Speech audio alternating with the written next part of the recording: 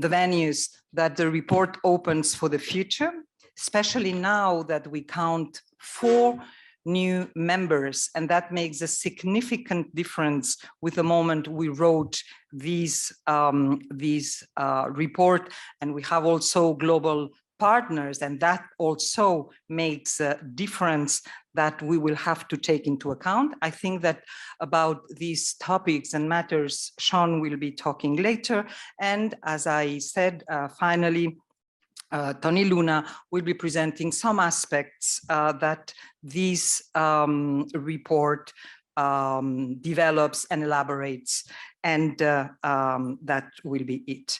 So I don't know whether you have been reading it or not. I will be I'll try to be quick, and because this is not the most interesting thing, we think is the debate with you, the discussion that can take place after our presentations. So our report had a main purpose, and this was to highlight how each institution of the 6 institutions then integrating Utopia had responded to the challenges and opportunities of internationalization at home or grounded internationalization at large, and how they did it according to their particular characteristics, their institutional culture, their model of governance, geopolitical location, and national or regional backgrounds. It also sought to identify its structural obstacles and enablers in the context of the Utopia Alliance. And the research that had been carried out sought to map promising areas of intervention and action with the idea that this map will contribute to the establishment of an interinstitutional learning community. So the result was a sort of a map. Again, I use this concept because I think it is important and precise at that point. A map that provides an overview of existing policies and practices related to internationalization at home pursued by the 6 institutions that were then integrating Utopia, as I said. We have understood internationalization at home as an integral part of the broader process of internationalization, all the more necessary now that conventional mobility has been challenged, is being challenged, and will be challenged probably in the future due to 3 things very clear. First, unprecedented, unforeseen disruptions. COVID pandemics was one of them. Second, long-term trends like environmental crisis, and not only climate crisis, but environmental crisis. And third, political considerations for social inclusion.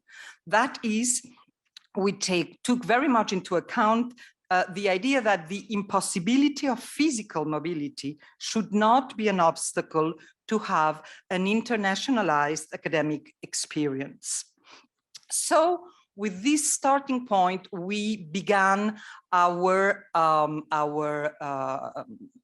report, which has a very conventional, if you want, very academic structure. It has an introduction, it has a central part. We developed the main topics in 3 different parts, and then at the end draws some preliminary conclusions that are more the indication of paths that remain open and that could be taken than really conclusions closed into themselves. So in the introduction, you have here the structure of the introduction. It was a state of the art of the a short analysis of the emergence and evolution of the concept of university internationalization and internationalization at home, which are not exactly the same.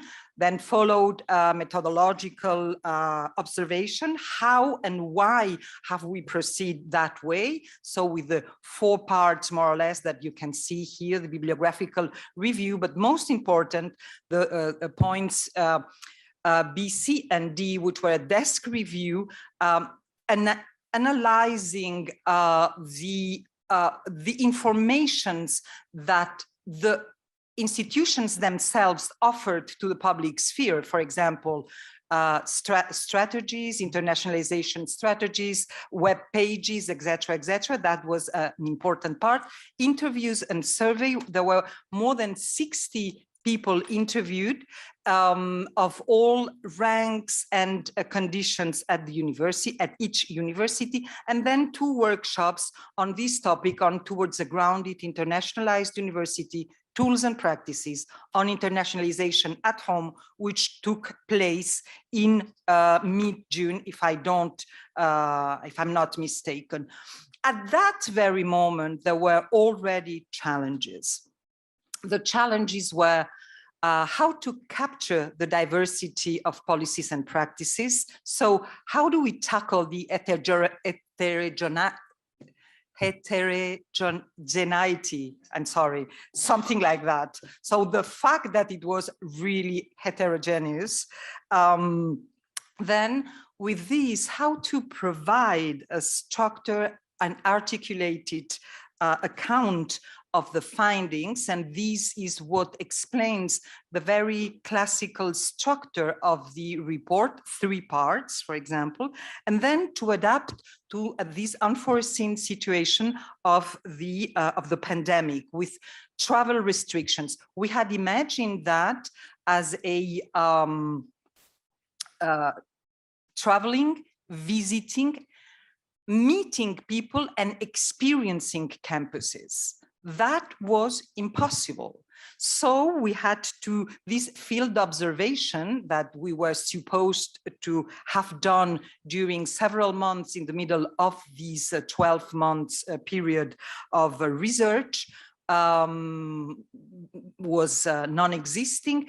And we had this paradox of having to reflect on internationalization sitting at the desk of our offices or even at home. So that online visits and discussions and interviews to get trust from people, to talk about sometimes very sensitive topics is not easy. And that made it slower and more difficult. And thanks to the diplomacy and savoir-faire of Águeda, that went well, obviously.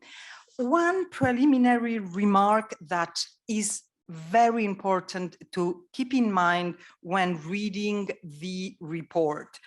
The selection of initiatives that are presented here and that are pursued by each university has not been done to rank them, not to take the best or give a hierarchy. It was not done either to present them as model or paradigm to replicate or transpose uncritically from one context to another. On the contrary, it is important to keep in mind that our idea was to highlight different creative responses, significant initiatives that have been generated to address a similar problem, taking always into account the specificity of the institution, the cultural context, and the institutional ethos. So the structure is integrated or is structured, I'm sorry for the redundancy, in these 3 interrelated areas. The first one, the international campus, the international classroom, and the internationalized curriculum. The first one, the international campus, being the extracurricular practices that are centered on the academic community as a whole, that is students, researchers, staff, professors, faculty, etc., etc. The international classroom looks at the practices focused on the interaction between instructors and students in an academic background. and the internationalized curriculum focuses on the practices centered on the curriculum content. And we will talk more about that later on. The structure of each section of these three sections is very simple. It has two parts. One of them is more abstract and conceptual under the heading of context and questions. And the second is more focused on exemplar practices and initiatives that develops and presents some of the initiatives taken by some of the institutions. And after that comes a section with the summary of the student's point of view, of which Águeda will talk later. There were 4 transversal topics, ideas that came once and again in all these interviews, in the surveys, and that had been present at all moments in the report while doing the report and while writing it. There is a difficulty of separating the concept of internationalization at home from the more general one of internationalization tout court, and to draw clear limits of internationalization at home and the idea of mobility. They are related, but they are not the same. And that was very important. There was also the relevance of second language policies, where English was not the native language, since the challenges that English as lingua franca imply are both operational and sometimes, and in some cases, political, and that has to be taken into account. Then there was, again, this topic of the prominence of social inclusivity, and of course, the dramatic impact of COVID on internationalization practices, for example, in terms of promoting, imagining new kinds of mobility, whether virtual or blended. So, these were then the structure of this first part, which was internationalizing the campus life and the academic community, the campus life, sorry, and the academic community, the importance of informal training for internationalization. Here we acknowledge community and campus life as a central component of university education, at the heart of an authentic university experience. Campus life and campus community life will be understood as all non-strictly curricular activities directly promoted or developed by the university, including activities that take place on the university buildings, in its surroundings, especially in the case of urban universities, but also we were thinking of the virtual space, so the virtual vision of the university as a space by itself, although not physical. So we took into account the homepage, the student and staff intranet, etc., etc. These are the 3 categories. We can go on later if you want. I don't want to make myself much longer on these 3 areas of reflection that you see here. Before going to the second point, which is the internationalizing the classroom, teaching and learning practices to promote diversity and openness. The starting points were our idea that the physical presence of local and international students on campus and in the classroom is not per se the only or the sufficient way to have an international classroom. We have to remind here that the complexity in an international classroom.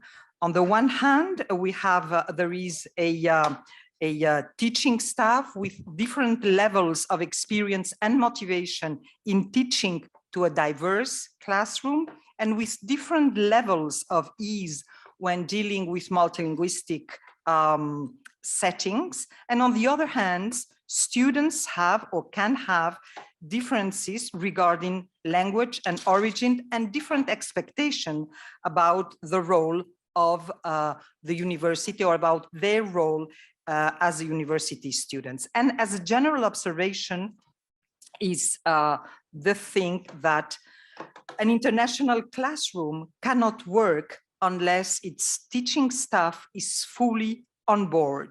And to accomplish that goal, institutions need to truly support their task and to do it in an effective way. These are the two other the two sections or the two parts in which we divided and in which we developed this second section of the report. And the third was about internationalizing the curriculum, the global point of view at the heart of the academic content. This is probably the most demanding and powerful instrument towards internationalization at home. To succeed in these requires commitment and coordination of all levels of university governance, combining top-down and bottom-up efforts during a prolonged period of time, and being prone to accept contingencies, turbulences, changes, that is, errors, and why not, failures as well. One has to be ready to consider that one can be wrong and then change and look other directions and change along the process.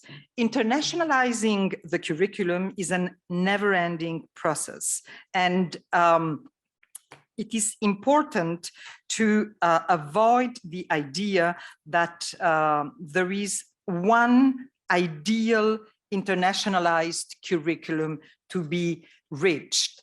But although there is not, this does not exist, there is no ideal internationalized curriculum and no single set of rules that fit all disciplines, some tools can be quite transversal in their use.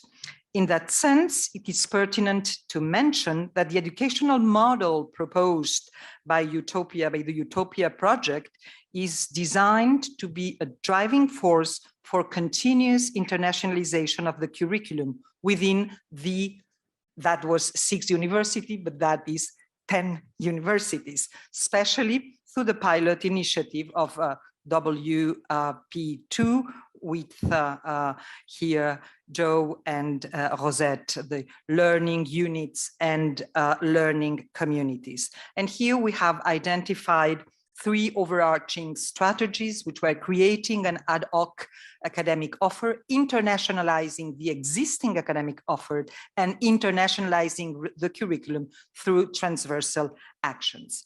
Which were the preliminary conclusions? I will be very short on that because I think that I have already talked too much, and Águeda wants to develop that.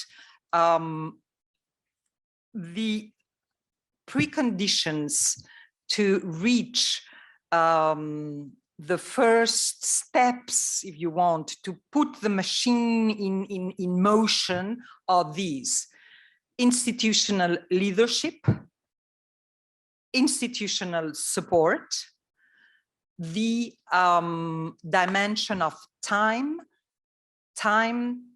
allowing us time to do that, but also giving us time as staff, as faculty, and trust.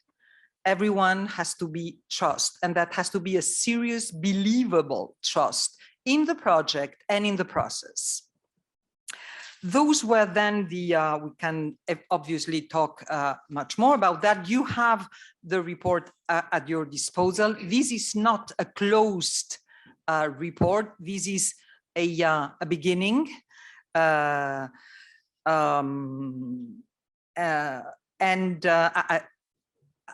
was thinking, ce n'est qu'un début. No, it's it will go on, it will continue, and it has to continue. We have new members. We have 4 new members who are all very welcome, and I'm very glad that Utopia is a successful initiative that seduces more and more universities around Europe. And it makes me very proud to be part of Utopia and to have been part of it at a very important moment. And also there are the global partners. So there is much ongoing, there is much ahead, and this can be a foundation, a basis on which to work, to take the best and to leave what does not fit in our project. Thank you very much. And Águeda, you have the floor. Okay.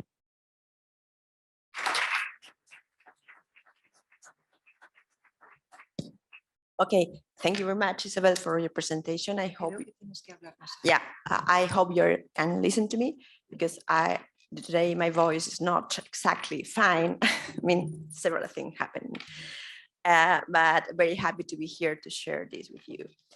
I am going to be very brief, because I just would like to go for a few questions and comments that maybe could be useful for future discussion, that those questions have arose during the research process. Okay, I would like to share it with us and we all.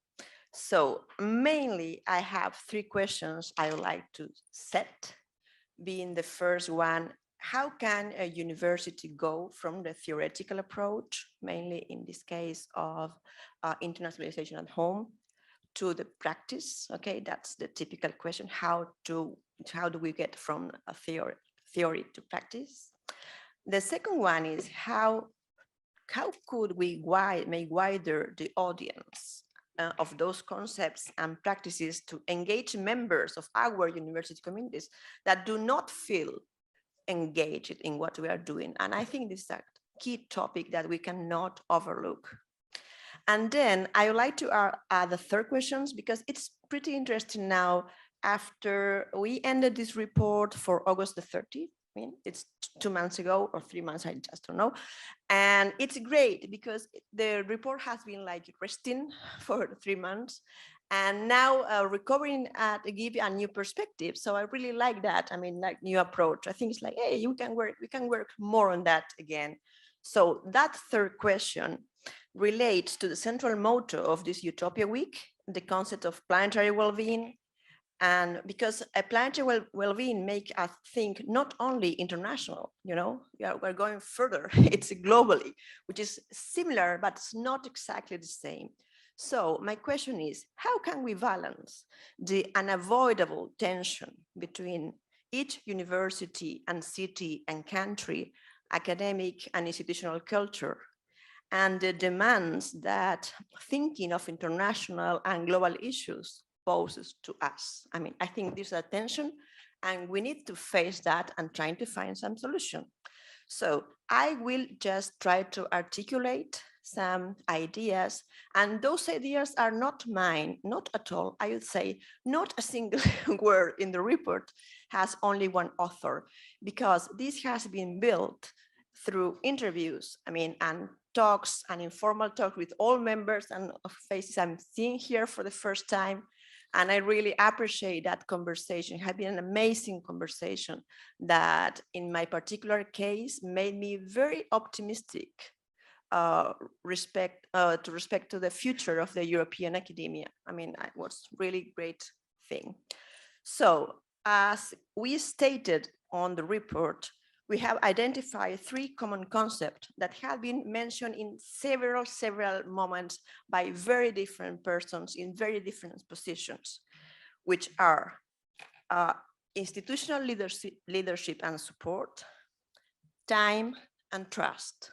Okay, so a process of putting into practice internationalization at home involves a significant effort. And I know we all know it, okay? So we know how hard it is. And it's an effort that we need to sustain over time, okay? And it includes the whole of the academic community.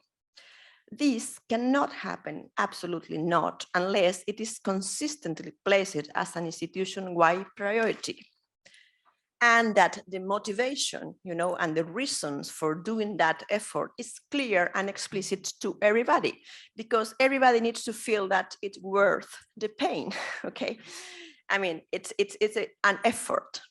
So during the research, I think we had confirmed more or less that the effort to internationalize is still, too frequently considered as being the duty of only a specific subset of the academic community. Let's say the international officers, some academic in some specific fields, let's say the people who is in humanities usually, or the people who is in international relations. They say, oh yes, that's your stuff, that's your business. And not a concern of the whole institution. Okay, and that's, like a flag. It's not a red flag, it's like a yellow flag. Hey, pay attention to that, because we are all involved, or if not, is this not going to happen? There's no change, there's no institutional change without a strong institutional discourse, since we all know how difficult it is to pursue any kind of institutional change. So any innovation, and in particular, those that imply coordination with actors, and in another institutions and international institutions, takes time to adjust and to evolve. Sometimes new programs receive important pressure from higher administrators and political authorities to make them work. There's an idea, and presidents, etc., say, okay, let's do, and I want to see results very quickly. But I'm not sure about how effective is putting pressure on delicate, processes, because sometimes, let's suppose the case of university alliances or the internationalization at home, for example, I think they could benefit more from an organic and slower development. It was mentioned in the interviews, it's not possible to internationalize, to make international a university. It's a tricky word for us, the Spanish speakers. It's not possible to, make an international curriculum in just 1 year. It's just that not going to happen. It doesn't happen overnight. And it takes time to find the particular ways in which the changes better adjust to the existing international ethos and modify and reshape the whole institution. So this takes us to the other precondition, which is trust. Okay? Promoting an institutional culture of university innovation requires that staff, and I'm including also academic and non-academic staff, feel supported and trusted enough to take risks and responsibilities. And that's the way in which you can see the institutional support. It's real or it's not, that's because to start and sustain a process of grounded internationalization is a big enterprise that will go through different phases. And some of those phases can be demoralizing, others can be turbulent, others can be very, very rewarding too, okay? But we cannot avoid that that's going to be turbulences, and it's extremely important to protect our people and to avoid burnout, because we cannot lose the people who is involved in the process, okay? So opening the spaces of innovation in which experimenting, failing, and rearranging the approach, something that looks like scientific method in a sense, just giving the opportunity to try is one of the ways in which institutional leadership shows its best face. And I need to say something that I found during the interviews. It was at the very beginning, for methodological reasons, we decided that we're going to record every interview. But during one interview, one person asked me that she preferred the interviews not to be recorded. It was number 3, maybe. We did 50 interviews. So, and I didn't record the interview, and the conversation was fantastic. And after that, I decided not to record anymore, okay? And it was like, I knew people knew that everything was easy, the talk was flowing. So it's interesting because maybe we need to do better in the part of institutional trusting, okay? When people prefer not to be recorded, to to speak more freely. I'm just putting this as a note that I found during the research, okay? So I would like to end this with 3 final remarks. The first one is it is crucial to guarantee a new role for students. I know this has been said several times, okay? I know that if I say now, they need to be co-creators of their university experience, et cetera, and they have heard several times, but I know that this is extremely important, and that's true. I mean, it's crucial, okay? We approached students in the research through a survey, because we couldn't do interviews for methodologic. I mean, the research was organized that way, so we did a survey. And it's very interesting because the survey showed that there's a huge commitment towards internationalization. I mean, that being international or having like a global way of thinking problems is an integral part of the university life from a student point of view. They just take that for granted, okay? So that's great, that's done. The problem is that not everybody considers that their university is doing the things. I mean, they cannot perceive sometimes what we are doing.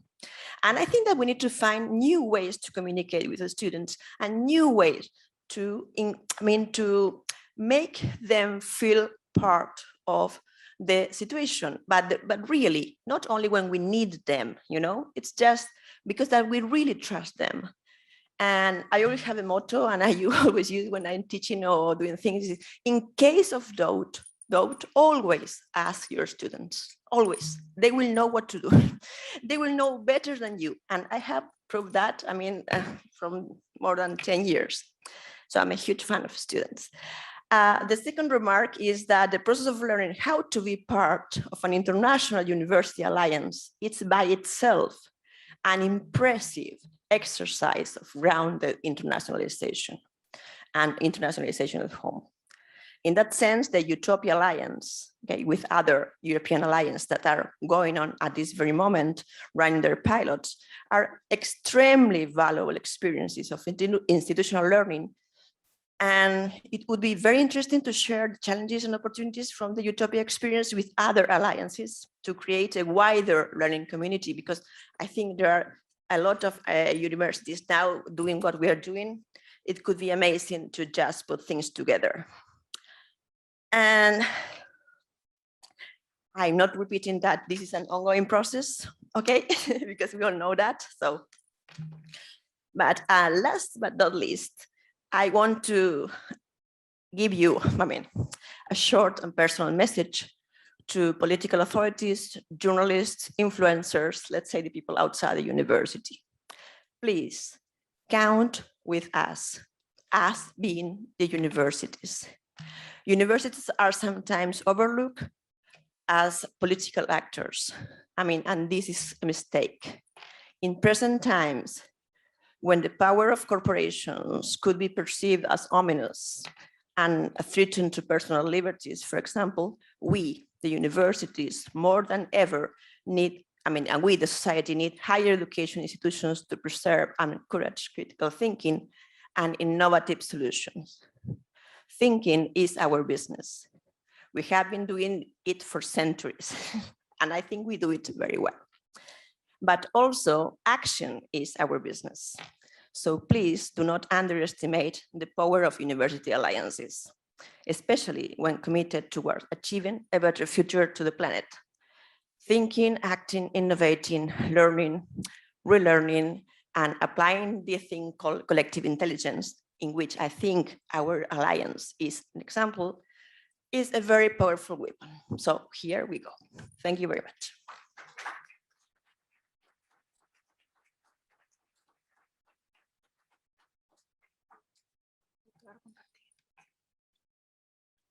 So thank you so much, Águeda. I hope that your words will steer some debate just after hearing what Sean will be saying right now. And Sean, thank you so much for being here. Thank you for your generosity. I know that your time is not a huge, but thank you for accepting the invitation. Thank you, Isabel. It is a delight to be here. I only wish that I could remain here for much longer, frankly, but unfortunately, the job demands that I have to leave Barcelona far too early. I've been repeatedly told, well, here that it was going to rain, and it still hasn't rained. And I think you probably tell all people who arrive here for a day or two that it's going to rain just to dampen expectations, but I doubt I'm ever going to see the rain in Spain again. False mail in the plane. Let me say very quickly that it's been an enormous pleasure and ongoing pleasure to be part of this particular work package, to use this slightly dull and stolid language of commission bids. That is the International Work Package 6, and you will have heard various words that mean something to people who are associated with it. But in essence, the work has been roughly divided between what we have called, with that slickness and addictive nature we have for these alliterations, a grounded internationalism on the one hand, and a global internationalism on the other. Ultimately, we don't want these two things to be different. We want these things to be the same. And some of the circumstances we have been through recently perhaps are accelerating this process, because out of crises come all sorts of good things, like Pyrex dishes and maybe a sense of being part of one community. I'm also very grateful to Isabel and all colleagues in UPF who are co-leads on this work package with the University of Warwick for being the people who have driven forward this deliverable, another of the terrible words used by a commission speak. And it has been a product and is extremely valuable as such. We do hope that this product can be a benchmark for people to encourage them to go further with internationalization.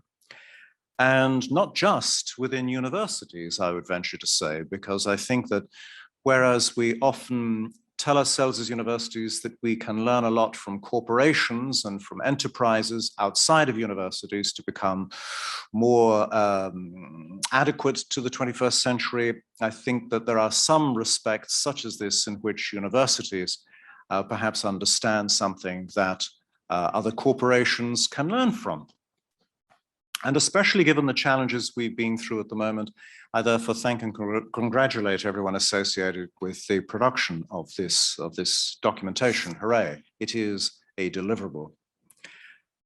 However, it goes far beyond the particular work package and goes far beyond being just a product. It is, as I think you can hear everyone say, a process. And it is absolutely therefore ongoing. When Isabel talks about failures as being part of a learning process, she's absolutely correct. So the things that the product will tell us are not being done as they should be done idealistically, are therefore something that we need to translate into intentions, into a critique, and into a way ahead. And indeed, this can walk in lockstep with some of the challenges in order to help us think through what our learning processes would be in the future, because some of the emergency measures we put rapidly in place are going to become part of that new normal that we already all speak about. And I would say at this point that internationalization is not, of course, just simply an addition or an extension to the work that we do or the experience we want to offer students. It can also be something a little bit more hard-nosed than that, and it should be. It should be a critique. And in a number of ways, this critique could and perhaps should lead to a subtraction of some things. To translate what I mean there, I think that internationalization also goes with an intelligence that leads to what some universities and some countries call a decolonization of the curriculum. There's a sense in which the more you realize how internationalization has been maybe a luxury good that we've been able to offer some people in the past, or as something that, that we can discover via an exotic adventure, the more we realize also that we need to learn something regarding how we have a number of very deeply embedded assumptions within our own educational profiles and cultures. And we need to mine those out in order to become international, rather than use the international as some product indeed. And by the way, I'm perfectly happy as part of that process of critique to say that to bite the hand that feeds us, if you'll pardon the pun coming from a man with my name, and it is that we are funded currently through Erasmus+. There is a certain rhetoric in Erasmus+ that is a little bit self-congratulatory on occasions. I am a great Europhile, and I will applaud anything associated with European expansion and a European identity. But I think that Erasmus+ is ultimately just a mechanism. And I think that that mechanism has a number of things that can become a little casual, a little self-congratulatory over time. Some aspects of Erasmus+ mobility are quite quaint in my view. They're quite traditional. They have their own roots in that kind of 19th century notion of the educational journey that you may do in order to enlarge your horizons. Well, the Erwartungshorizont, as I think they call it in some branches of literary theory, need to be a little bit more phenomenological and simultaneous than that.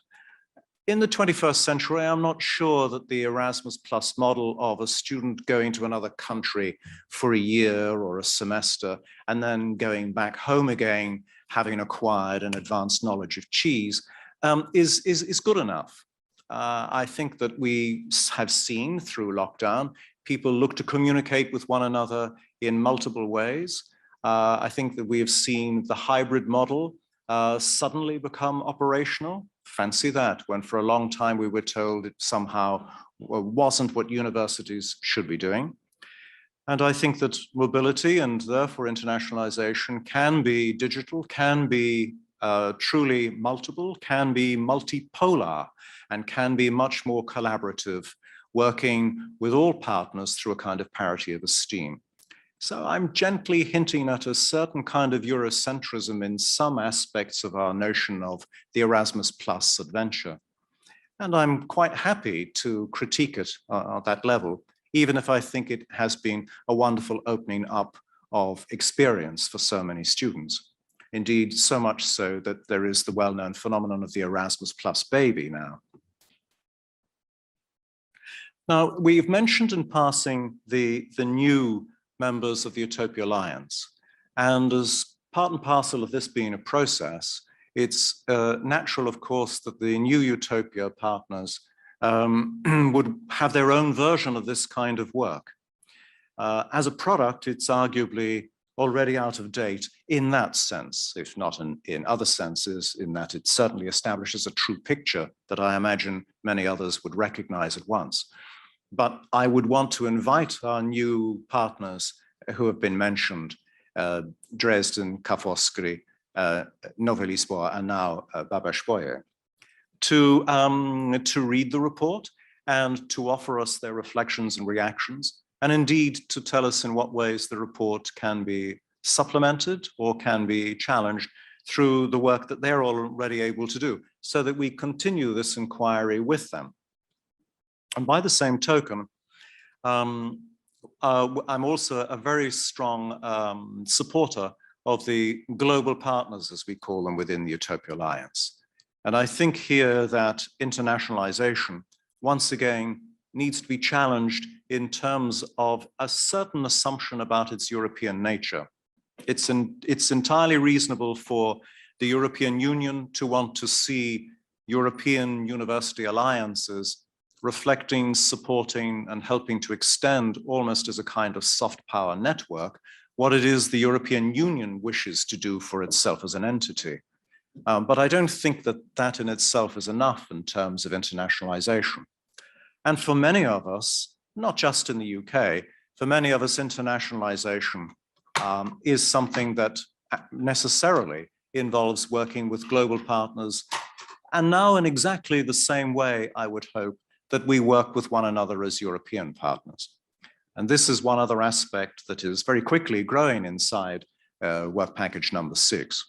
Some of the global partners already engage with us. We've been conversing with earlier today in South Africa, in South Korea, in Morocco, in Australia. And we were having the conversation in real time about issues where there is absolute parity of esteem. That is the kind of internationalization that I would like all of our students to be able to exploit, to be able to learn from, and to be able to be taught by.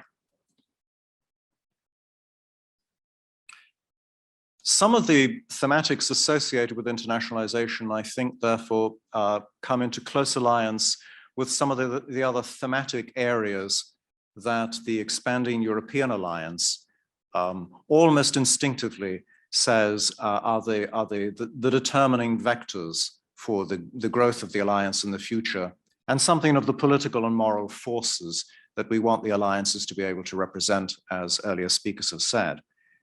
So whether it be SDGs, whether it be climate change, whether it be issues of academic freedom, I think the universities themselves have their own horizons of expectations that need to be challenged and expanded through the work of the global partners associated with internationalization. In short, internationalization does begin at home. When we talked about grounded internationalization versus a global one, I think we were concerned in particular on the grounded side to seek to give all of our students the experience of an international perspective and enrichment of their education that they would not otherwise be deprived of through, for example, socioeconomic circumstance. To refer back to what I said earlier about it being some kind of luxurious 19th century gift. So we want the same international richness to be experienced by students of all conditions and circumstances. Those students could be part-time, they could be carers, they could be people who, for a number of reasons, are not able very simply to wander around the world, acquiring the exotic goods of the international. So internationalization absolutely begins at home. I don't mean by that something simply circumstantial or convenient, like an international food aisle in a local supermarket. I mean something greater than that. I do mean something moral or philosophical by that.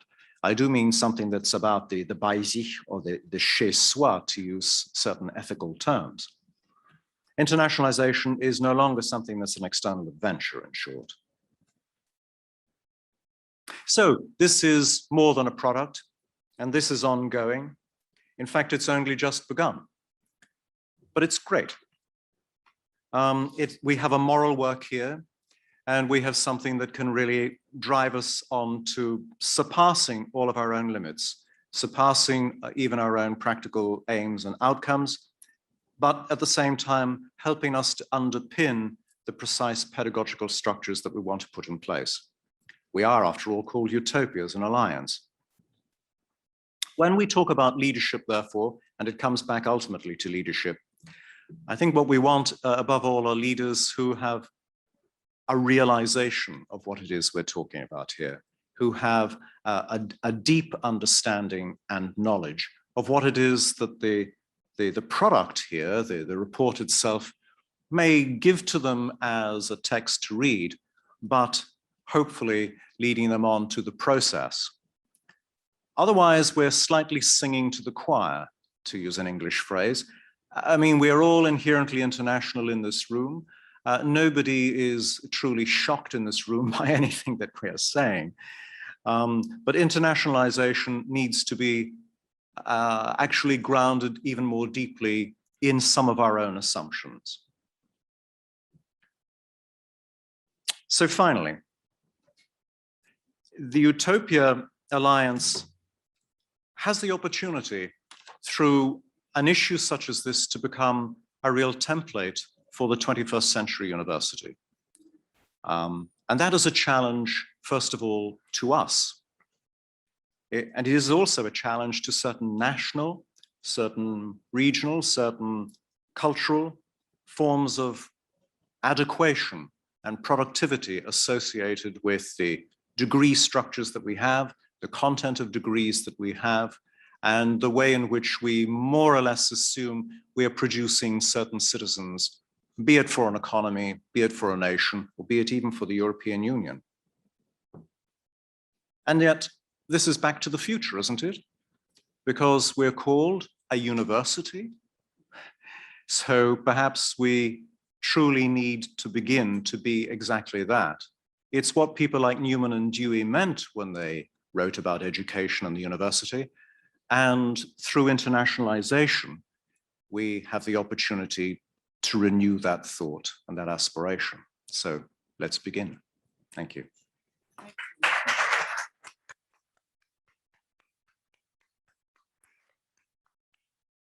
Thank you, Sean, for your words. And now, Antoni Luna, the Vice President for Internationalization at UPF, as I introduced him just a while ago, will talk, I think, about this specific topic of internationalizing the curriculum, elaborating on some examples, I think, that might be of general interest. So thank you very much, Tony, for being here. Your schedule is also very tight, we know that. And so even all the more thanks for being with us. Oh, thank you, Isabel. Thank you, Sean, and thank you, Águeda, for a great presentation so far, and for the work you do in this project, in this work package. I feel a little bit shame because I haven't done anything on that project in particular. So I just joined the team of the work package 6 very bad in the very late process when the project was already almost finished. But I think it's a great document to build on the future, especially for the new bit of Utopia. I think we have a lot of work to do ahead. Especially we need to revert a little bit the content of translate the content of this report into what will be interesting for the students. So we need to work a little bit more on the contents of the curricula of all the universities, calendars, opportunities on summer programs. All these type of things has to be. I've been talking about this work all the time, and as you know, I'm a geographer. I'm asking all the time of mapping things. We haven't mapped that thing yet, so that's something we need to do in order to clarify the possibilities for everyone. I think it's a fantastic work because it tells us how to work internally on internationalization from different points of view. I was thinking while you were talking that I think I was starting to work in Utopia in 1996 when I joined this university, because my whole world has been working in this type of field. So I've been always thinking about internationalization as a main thing I like in this university. And I was fortunate enough to work in different aspects on those things, and then we developed in the early 2000s with some of colleagues in the room a study abroad program that it was very modest at the beginning for American students, basically, but actually it's been becoming a very large thing, and then eventually with Isabel and Maria Morras and some other people who've been involved in that project in the Pompeu Fabra, they built this new program that is called BAPIS, that is Barcelona. I don't know exactly. Studies. I never forget. I hope I keep forgetting. Isabel is great with the names, but the acronyms are not very good for me. So I think why I'm mentioning this, because the International Program for Study Abroad, it's been an incredible training space for teachers from Pompeu Fabra to be able to teach in an international atmosphere. So with students that only speak English, so they have to teach specifically in English. And then eventually these teachers became professors in programs that were quite internationalized. So there's been a process that it started in the early 2000s and then developed until 2016 with one of the projects that it was in the previous rectorate, that was the creation of the program was very proud to coordinate for a few years. That was the program in Global Studies. Global Studies was an intention to internationalize the curriculum, doing a degree that is completely in English, with teachers from 5 different faculties. So it's similar to EUTOPIA. So it's 6 universities. This one was 5 faculties. And sometimes it's harder to work with faculties than it's with different universities.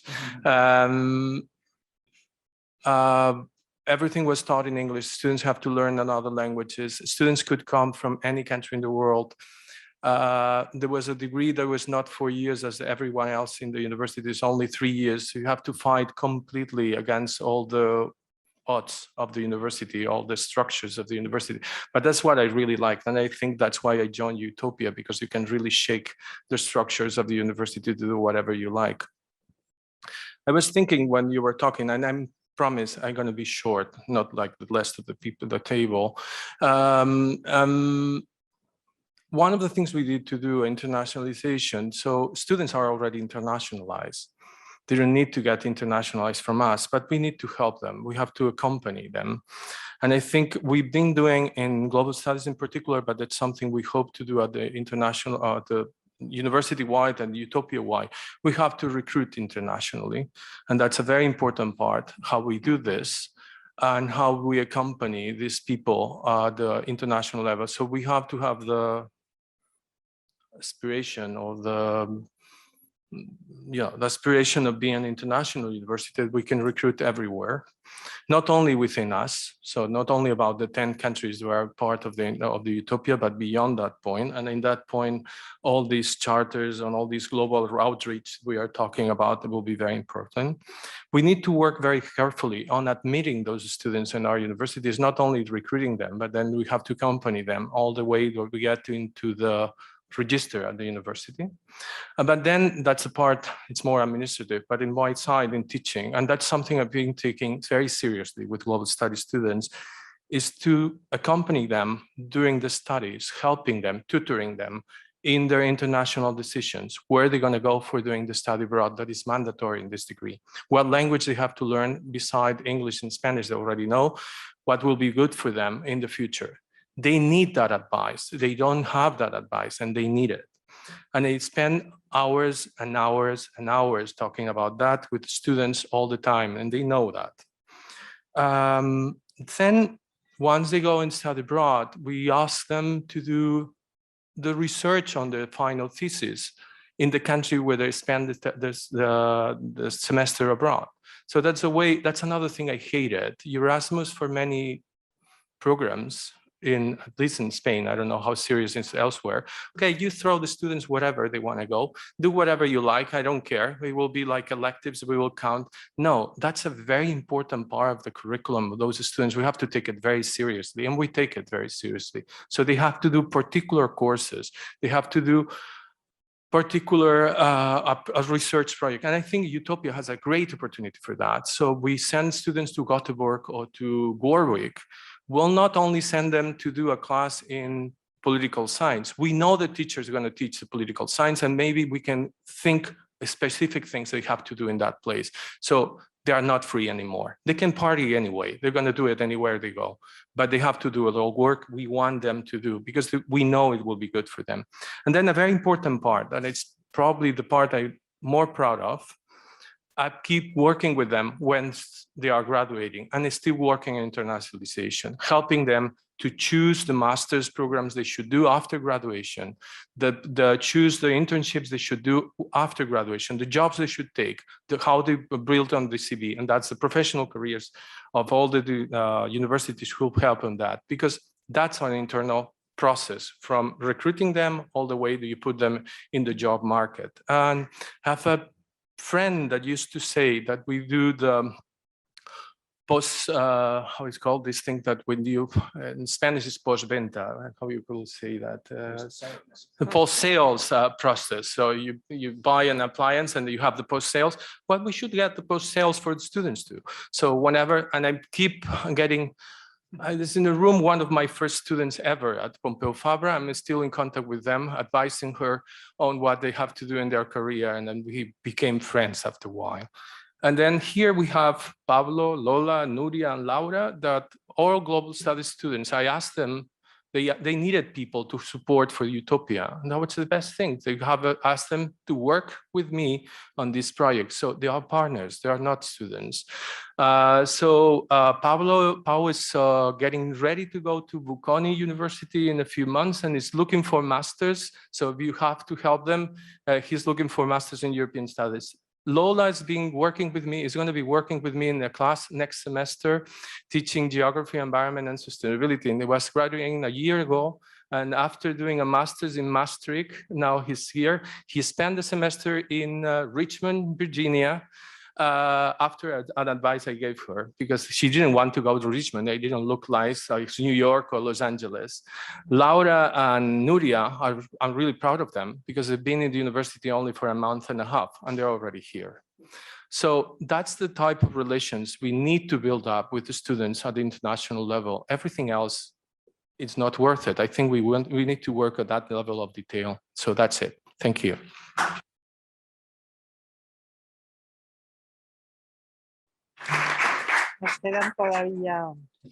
So thank you, Tony, for this impassioned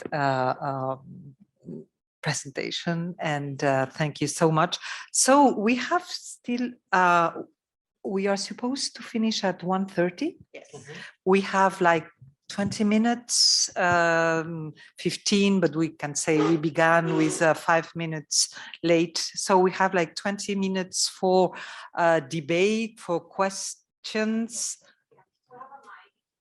Yes. So who would like to make a comment, a question, please? Hi, my name is Nada from University of Gothenburg. I'm in the project with WIPP5 inclusion. So my question, or I just wondering if you also have partners with students in WIPP6, and I would like to hear he or she, her experience about it. And also with marketing, European studies is also available in the University of Gothenburg. And if you're EU citizens, you have a right to study for free. Thank you. Sean, maybe you can answer for the VP6 if we have students, we work with students, there are. Well, yes, on VP6, there's two parts and there's a whole series of subwork packages. And there's several of those subwork packages that are designed to be student-led, which is a feature of the entirety of the bid. It was one of the specificities when we were writing the original bid. So the brief answer to your question is absolutely yes. To be realistic rather than idealistic for a second, it is sometimes very difficult to maintain an ongoing interest, active interest of students in some of these work processes. I understand all the reasons why. Even say in a British context at the level of the person who is the president of the student union, we've been fortunate in that that person has sat on committees with us and is able to cascade a lot of the enthusiasm and organize some things, but it ultimately depends on the particular motivations of the person occupying that function. And very often that person has been rotated off that on an annual basis. So there is, as part of a process, it's worth saying that there is always the need to continue to develop and cultivate something approaching a workforce associated with the process. And I thank you for reminding me of this, because otherwise I can just waffle on in a very idealistic way forever about what a process is. The truth of the matter is, as other colleagues have been pointing out, it is also something that has to produce a product. And therefore, this involves actually building something and maintaining it. I'm sorry to say that if you want to study in the UK, there would be fees. It being such a marketized form of higher education, but perhaps you can persuade some of my colleagues here to let you do something gratis. Thank you. Is there any other question? comment? Thank you. Hello, my name is Alexandra Muțiu. I'm from Babeș-Bolyai University. I'm a vice president for HR and counseling students. And I want to ask something related with something you listed before on the slide. It's about one of the necessary preconditions you mentioned in order to implement that model of curriculum was the institutional leadership. And what can you tell us about this one? Is this a new task for another working group, or how do you think we can deal with this issue? Because this is something, it's a huge prerequisite that has to be fulfilled, definitely. Thank you. Thank you. Maybe Águeda, you want to, we do that, you begin? I mean, you are exactly right. I mean, that's the question. I mean, exactly. I think that we can say so far that at least all the authorities of the Utopia Alliance, and I assume, I'm sure not only the former one who were participating, the 6 original universities, but the new ones are truly committed to that. I mean, I have that feeling, and I think we all can agree that that exists. Okay, so we have that, and I think that's a good starting point. The other thing is that it depends. I mean, every university is a whole world, okay, and we know that perfectly well. I mean, in the 6 first university we used for the study, we could. I mean, there are mainly 2 models of university we can talk. The decentralized one and the centralized one. I mean, yeah, the power of faculties are one thing, and the other, the central level, have more to do, you know. So there are so many things that you need to take into account when talking about the internal governance, you know, or your project, that I think that should be useful. But also I need to say something that maybe could be more optimistic, is that we built the first year of Utopia online, okay? And this is a stress test that we have never thought we will go through, okay? And we did it, okay? So the worst thing had already happened. So now there's a moment to meet face to face. And I am saying this because one of the VPs I interviewed in one of the universities member of the Alliance said to me, it's almost impossible to build trust, to negotiate, and to, I mean, build this on email, okay? First of all, because everything you're saying is written, okay, and you don't want this because you have your lawyers, you know, accountability, etc. Why did you say that, etc., etc. But also because you do not build personal rapport by email, you know. So what I am saying is, how can we translate this institutional leadership towards your own institution? I would say working personally.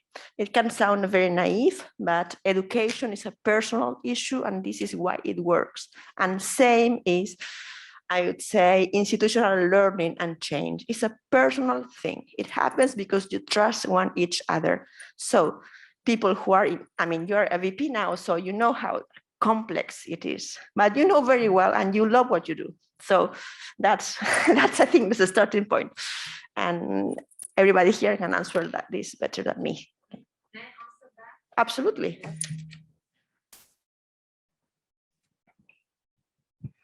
Thank you very much. I really appreciate that you offer this this new model, which is fantastic. Of course, finding that this precondition is necessary to implement is something that we discovered along the way, which is perfectly normal and it's fine. On another, from a different perspective, I've been previously to a section regarding where we discussed about inclusion, right? Which is another huge topic, right? It could be similar with this one. Everyone has their own particularities, right? But basically, I believe what will help us as an organization is to have a main framework regarding this. And it's obviously it's a one-to-one work, right? Or a small group of people in trying to, I know. Yeah. To, I don't know, to underline the values, what our scope and mission and stuff like this. Maybe make a precision, because I think there's something that we should correct in the report. And thank you so much for this feedback, because I just realized the word precondition sounds like a stone, you know, like written on stone. If you don't have this, you cannot start. That's a mistake. We are wrong, okay? So we build the preconditions at the same time you're building the change, okay? It doesn't matter that if you don't have the full support of your people, you are not able to do anything. No, no, no, no, no. You can do at the same time. You need like, you know, a first ground, you know, to just a step more or less, you know, groundly. And then you need like a stone to start building something, you know, and maybe you have several, you know, and they're separate in your institution. You know, you identify, you know, your people, you know, you can come with this, and this, and they go on. And because preconditions sound okay, it can be paralyzing, you know, say, if I don't have that, I cannot do that. No, no, no, no, that's wrong. I think we should change that. I mean, precondition is a word we use very much, you know, in academia. It's usually, you know, something analytical. It's easy to say, okay, it's like democracy, you know, what goes first, you know, well-being for everybody and health and food, or democracy. I mean, both things, okay? Everyone is precondition of the other. So thank you very much for helping me with this. Allá al fondo.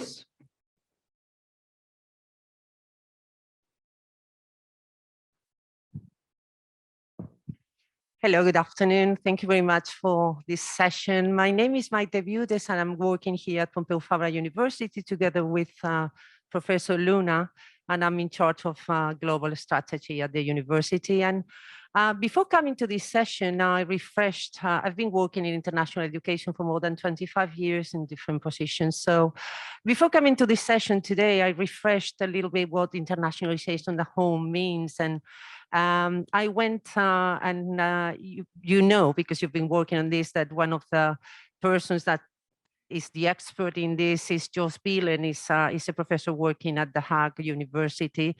And I just wanted to bring here something that he said, and that Professor Valverde said today, that internationalization at home is impossible, completely impossible without engaging the academics, the lecturers. So my comment, my stress today is to stress the point that if we don't work with academics hand in hand, if we don't bring them, if we don't engage them in this internationalization, these projects won't succeed. And that's a comment. And also when I was hearing Tony, when I was listening to Tony explanation about how to engage students, in fact, he was talking about his own engagement as a professor, building up new programs, working together hand in hand with the students. So I just wanted to bring this point and know what you think about this, and how can we in the different universities, and especially here at Pompeu Fabra, engage more the academics in these features. Thank you very much.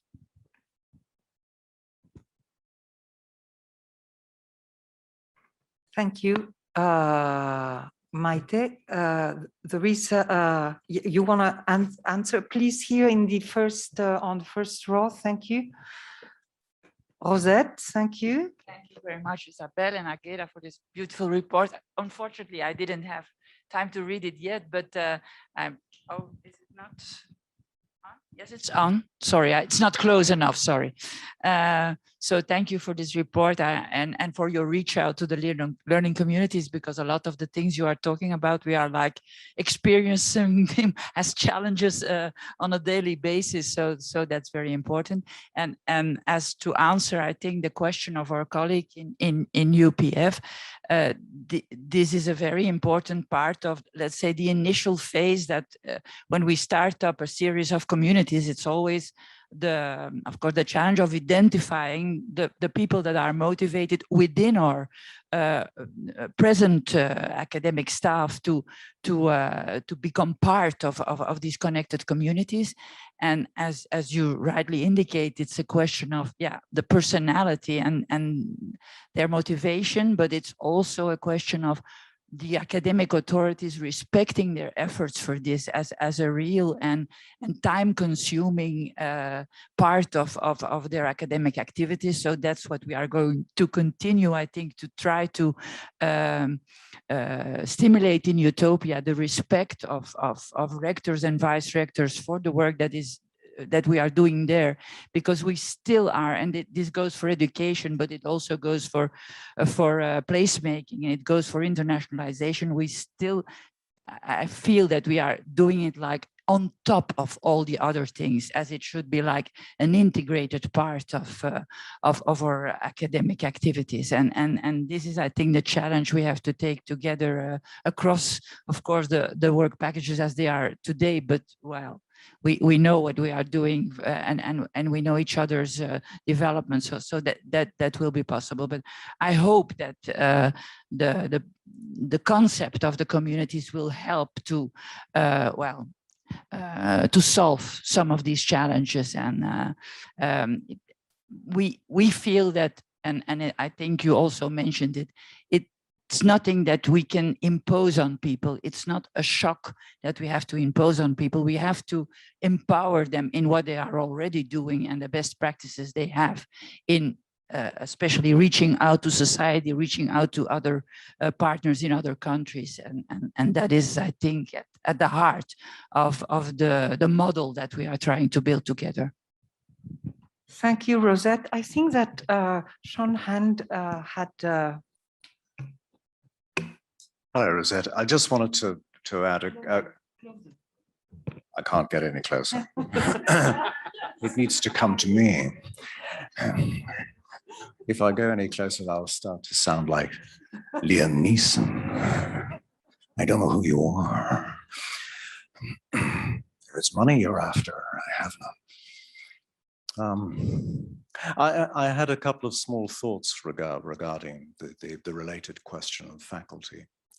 And I don't wish to isolate some people as being better than others, but I think there are some parts of our faculty for whom the international is a more obvious feature of what it is they do, or they're already qualified in that kind of area. And obviously someone such as myself and the faculty that I work in is inherently international in many ways. Therein lies also a complacency, because if you think you are inherently international, then you don't think you have to do anything about internationalization. So that's my blindness in my insight. There are some other faculties that don't have this impulse as much. It's not a norm. And so you can discover when you survey them that there's quite variegated student reactions from different national or ethnic bodies regarding their experience of being taught in that particular faculty. So one other thing I just want to mention in relation to faculty is that whereas it's more and more normal for our kinds of universities to be international as a general ethos, and normal for teaching faculty to have experience of this, it's less normal still for the non-teaching faculty in a university necessarily to experience this. They will be possibly recruited locally rather than nationally or internationally. And so there are some services there that I think international students, for example, or students of different backgrounds, multiple backgrounds and experiences, will feel as a sudden step backwards in terms of the cosmopolitanism of the campus. And so that's something we need to work on, and it is something that is in the bid in terms of our desire to create and extend mobility and secondment opportunities for non-academic staff in universities, which I think is an enormously important aspect of the development of universities into being, in and of themselves, international entities. And it has to do with knowledge and experience. I would venture to think that the experience that some non-academic faculty can gain from a secondment in another university in another country could be enormously transformative, not just for them, but for their own approach to their practice and the norms of their own, as it were, home institution. I just want to say something quickly linking that to some of the previous remarks, I think it is, yes, a new norm that we may be saying we're establishing for leaders in universities. And this is part of a broader process, isn't it? Leaders of universities, especially if they are powerful ones with the burden of expectation regarding the money associated with them. This may not apply to every European university, but it would certainly apply to many North American ones and increasingly to UK ones. Inevitably choose a leader who can accept all of those kinds of burdens, and they tend to be more and more fundraising ones and political sensitivity and management of issues rather, and sometimes image also, which is not internationalization. It's a betrayal of it in many respects.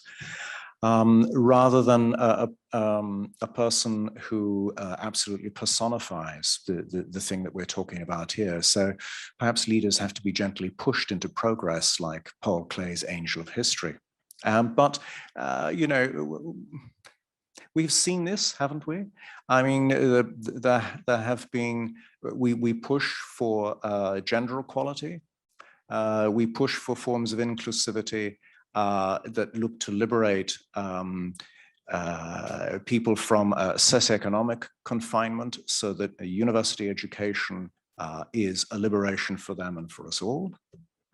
A university like Warwick, which in many ways is a modern and very egalitarian one, not a hierarchical one, still has to try to push in many ways in order to have the number of Black professors that it should have, in order truly to represent what the nation's capabilities are, to represent even what the local hinterland is.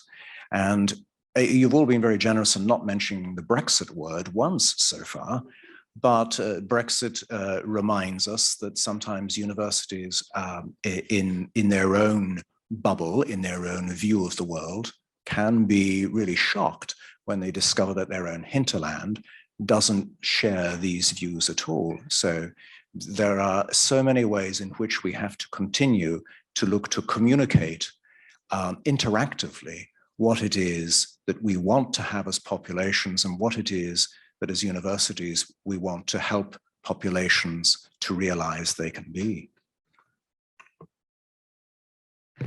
Thank you. I think we have, it's already, it's already 20, almost 20 to 2, so we have to leave it here. I just want to thank you again, and just let me do 2 comments. One, a bit with your observations, that what we think, and I think that I can talk for Águeda and myself, that institutions, universities should be willing to take risks in a way, you know, and interiorize what internationalization means. They have to believe in it. And you notice immediately if it is just for the sake of saying or it's really felt. And that means risks, that's evident. And well, this willingness to risk is not evident and has to be worked on every day, I think, on the other side. And then Sean mentioned staff, non-academic staff. I just want to remind you that, for example, in March, an international staff training days will take place here at UPF, where all of you are invited, organized by many persons of the staff here at UPF, among them women working at the International Relations Office, and that one of the topics that will be developed will be internationalization and internationalization at home. So when we talk about internationalization at home and internationalization, it also it is something that regards staff, non-academic staff, and they are really beginning to feel this and at least be really interested in debating, in communicating. So you will be receiving information about those days. and please have a look at that and make it public to your anyone that can be potentially interested. I thank you so much for being here, for your patience. I know for some of you must be awfully late to have lunch. It is a bit early for Spanish standards, but I know that for you it's terribly late. Thanks so much, so much.